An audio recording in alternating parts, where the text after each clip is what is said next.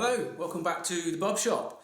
Welcome to part 2 of the brewery build, and this episode is all about the boiler. So, what do you need to make a boiler? Plenty of videos out there, I'm sure you've probably seen them all already. There's some excellent tutorials about, and that's what I watched, and I'm making an exact copy of the boilers in those videos. If I can, I'll put a link in the description down below. But basically, a couple of cheap kettles. Other home brand kettles are available, but I got these from Tesco's, £5 each. Dead easy, dead simple. And you pinch the elements out of those, and they look like this.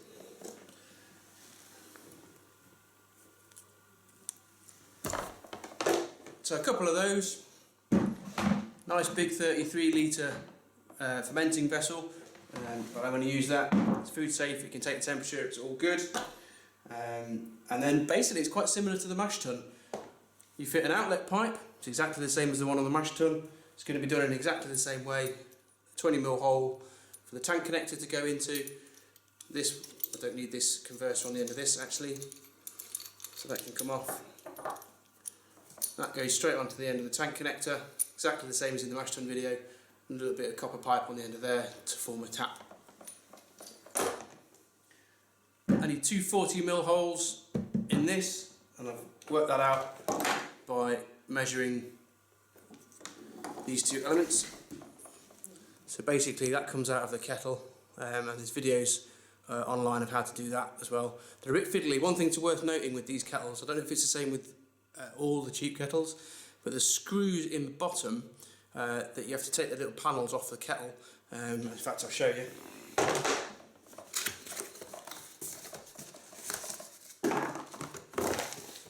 It's a very simple process, but these screws in the bottom of the kettle here are tri-slot screws. They've got three, it looks like a sort of a peace sign, 3 little slots. They're not straight, they're not posi drive or crosshead, they're 3 little slots. I don't even know if you can see that on there, whether that's focused in or not. Quite often you'll get a triple slotted screwdriver in phone repair kits. Now that's what I had. I've replaced a few screens and things on mobile phones, and when you buy the repair kit they come with like a little set of screwdrivers.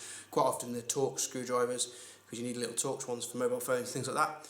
But they also happen to have a little I'm going to call it a tri-headed one, or a tri-slot, and that was just the job for doing this. So you basically take those 2 screws out there, this bottom panel comes away from the kettle, and inside there is where the element is. 3 screws, take those off, and that disconnects the black section of the element, which is outside of the kettle in the handle, with the metal section, the actual element, which is inside the kettle. And this red seal that you can see between the two is what sits within the wall of the kettle, and obviously seals the kettle. You need that as well, so don't wreck it, make sure you take it, because that's going to be the seal in the wall of our bucket.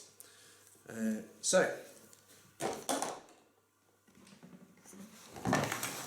one thing to think about when you do your boiler, and I'm no expert on this, but basically there seems to be 2 schools of thought about having your elements opposite each other. One a little bit lower, so you put them right down low. Some people like to put one on one side and then one on the other side, but a little bit higher, to sort of spread the heating and get an even heat. And some people like to put them right next to each other, close together, so you've got a really sort of intense heat, I suppose, heating up your water.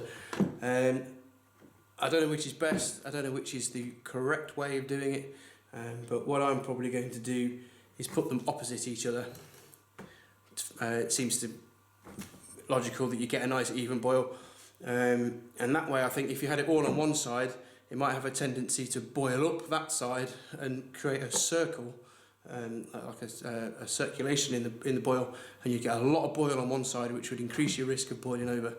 Whereas if it's spread out a little bit, my theory is it'll be a more even boil, and you've got less risk of it boiling over. So that's what I'm going to do. I'm going to put them opposite each other, slightly staggered, one slightly above the other, and it's just my 2 pence. So here we go. Get rid of this kettle, don't need that.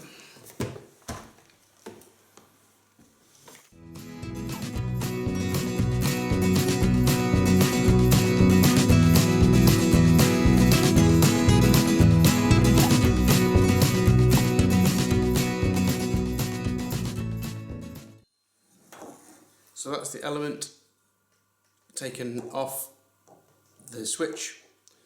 It's worth noting there's a little metal disc inside the switch. You see it on the other video. You have to take that out. That's the automatic turn off.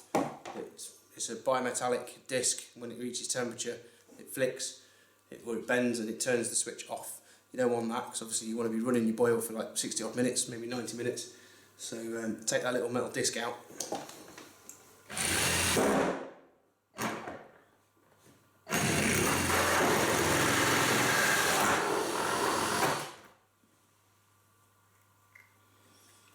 The point of no return. So I've done that hole about 60mm up from the bottom, the centre of the hole. I'm doing this one about 100mm. For no real reason other than 60 and 100.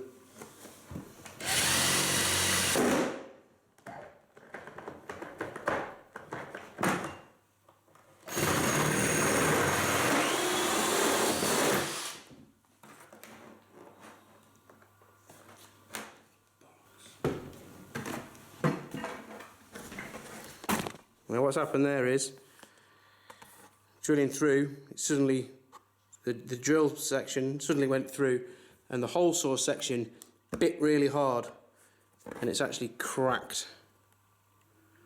I don't know if you can see that. It's actually cracked this tub, so that is now useless. Luckily these are only about 13 quid from my local homebrew supplier. Got a local homebrew shop nearby, so I'll have to pick up another one tomorrow. Not ideal, and be very, very careful. There you go, learn from my mistake. Take it easy with your hole saw. Ah well. Right, another day, another shirt. Gave up the other day. A bit disappointed that I broke the other boiler. Got myself a new one. It's another £12, but got to do what you got to do. Need a boiler. Couldn't use the old one, so I've got myself a new one, and I've learnt my lesson. So what I'm going to do this time, got myself a chunk of wood. I'm going to put that down the inside where I'm going to drill, and that'll give the drill bit something to continue biting into, so that once it passes through the plastic, it won't suddenly just jump forwards and cause that sudden biting in of the hole saw. So that's my plan. So I'm going to drill my two holes, two 40mm holes for the heating elements. Then I'm going to drill my 20mm hole for my tap. Job done.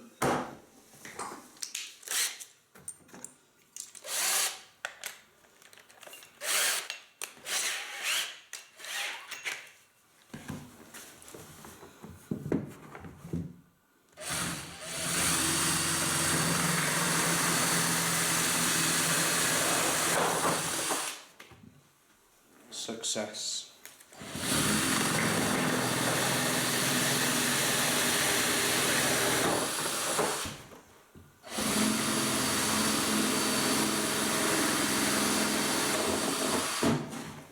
There we go.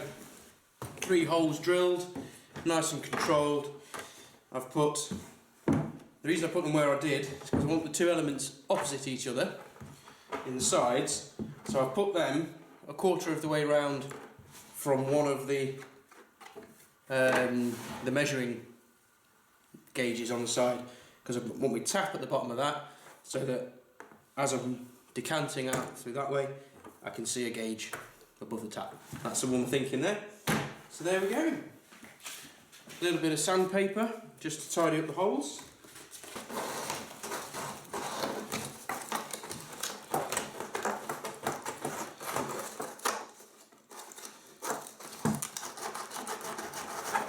Go. So that's just got rid of any burrs or just loose bits of plastic around the holes, the short shreds, burrs of plastic, which should hopefully give my seals a much better seal.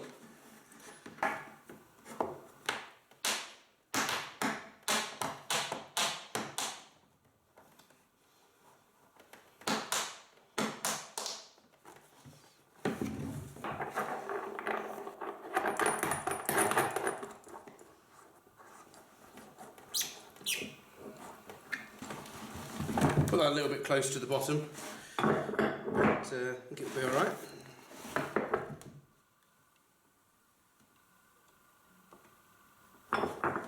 You obviously want it as low down as you can get it to get the maximum amount of water out.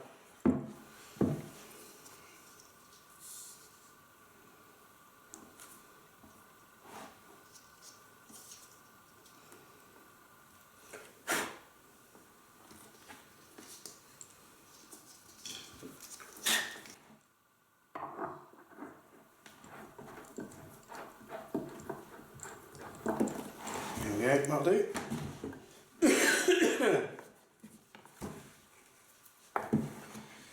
So now, an element. Take the rubber seal.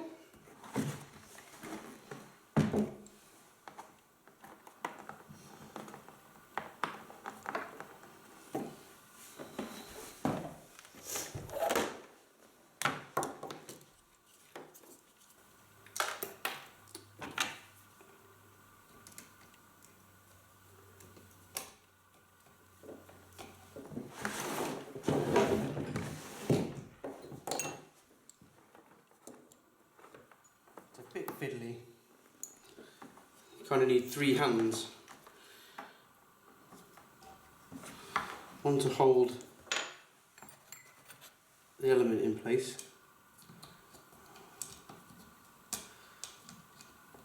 One to hold the switch piece in place, and one to locate the screws.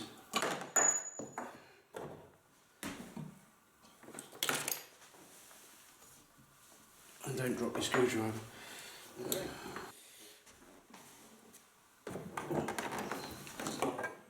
There's my elements, and my tank connector all fixed up in the bottom of there. The ball valve on the end. There we go. Elements done, tank connector and ball valve connected up.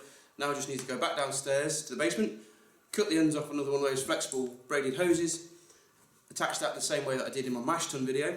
If you go back and have a look at that one, it's exactly the same way. A little bit of copper pipe on the inside of the tank connector, Jubilee clip, braided hose, crimp the end of the braided hose over to seal the end up. And that's it. And that'll be the boiler, which is also going to be my hot liquor tank, because I'm going to use a 3-vessel system, but I'm going to use a plain fermenting vessel as a kind of go-between. So this will be my hot liquor tank for the mash and then the sparge, and I'll drain from the mash tun into an FV, and then this will become the boiler. So this will come down the system and be refilled with the water from the FV to this for the boil, and then it will go back to the FV once it's boiled. So that is that. So I just need to test this for leaks once I've got the filter inside it, and it should be done. But I'll see you in a minute once I've cut the ends off the thing. Don't need to see it again because you've already seen it in the mash done video. So I'll go do that now. Alright, so there we go. Filter made exactly the same as the one in the mash tun, installed into the tank connector. That's done. One finished boiler. Next thing is the sparge arm. See you in the next video.